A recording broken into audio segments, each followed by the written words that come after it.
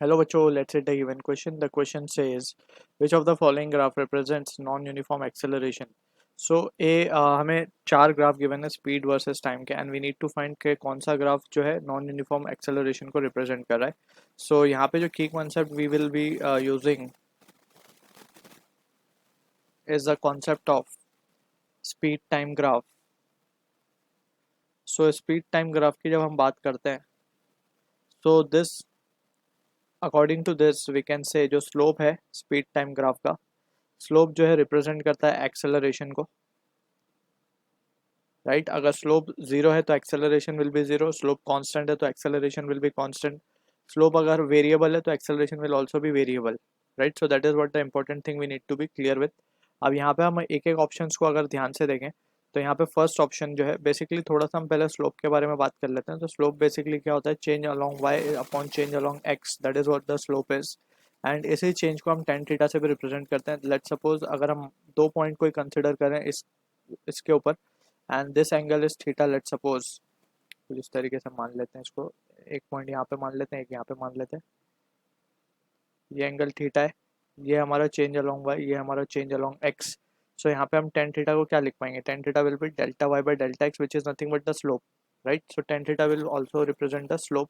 अब यहाँ पे हम देख सकते हैं ये जो लाइन यहाँ पे हमें गिवन है, इसका स्लोप कांस्टेंट है. Basically slope is same, her point पे हम देखेंगे तो angle of theta will be the same. So slope is constant, right. इसका अगर ये पॉइंट देखें हम तो ये पॉइंट पे भी एंगल थीटा होगा, ये पॉइंट देखें तो इस पॉइंट पर भी एंगल क्या होगा, अगर हम इसको थोड़ा सा एक्सटेंड कर दें इस लाइन को तो ये एंगल भी थीटा ही होगा. तो हर पॉइंट पे स्लोप क्या आ रहा है, सेम आ रहा है. So that is what the thing we need to be clear with, कि यहाँ पे जो स्लोप है कांस्टेंट है, that's why we will say कि acceleration will be constant. So acceleration constant means uniform है, तो this can not be the answer. हमें नॉन यूनिफॉर्म वाला पता करना है, एक्सेलरेशन यूनिफॉर्म है यहाँ पे, ठीक है. तो this can not be the answer. Option C को देखें तो स्पीड ही कांस्टेंट है यहाँ, तो स्पीड कांस्टेंट है, स्लोप जीरो हो जाएगा, slope zero acceleration zero. So this can not be the answer. Again D को ऑप्शन ए की तरह हम देख सकते हैं, बट यहाँ पे just slope is negative. Slope तो कांस्टेंट है, स्लोप इज कांस्टेंट, बट सिर्फ ये क्या है, स्लोप नेगेटिव स्लोप है.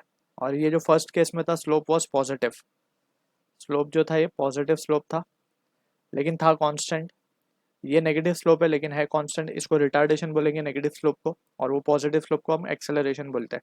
तो हमें नॉन यूनिफॉर्म बताना है, तो ये भी है तो यूनिफॉर्म है, तो this can not also be the answer. So option B will be the answer for this. अब इसको समझ सकते हैं हम यहाँ पे, अगर हम यहाँ पे एक दो तीन पॉइंट कंसिडर करें तो हम देख सकते हैं इस ये पॉइंट पे अगर हम एक टेंजेंट ड्रॉ करें तो ये एक लाइन बनी, ये एक लाइन बनी और ये एक लाइन बनी. इस तरीके से तीनों पॉइंट पे जो टेंजेंट है अलग अलग बन रहे हैं, देख सकते हैं हम यहाँ पे, ठीक है. तो सबसे ज़्यादा अगर ये वन टू थर्ड, तो सबसे ज़्यादा जो स्लोप है वो थर्ड पॉइंट का स्लोप है, ठीक है ना. सेकंड का उससे कम है, फिर वन का सबसे कम है स्लोप. तो यहाँ पे हम देख सकते हैं कि स्लोप ही वेरिएबल है, स्लोप वेरिएबल है, slope is variable. So that implies that slope variable का मतलब है कि acceleration is non uniform. So option B will be the answer for this. I hope you understood the solution. All the best.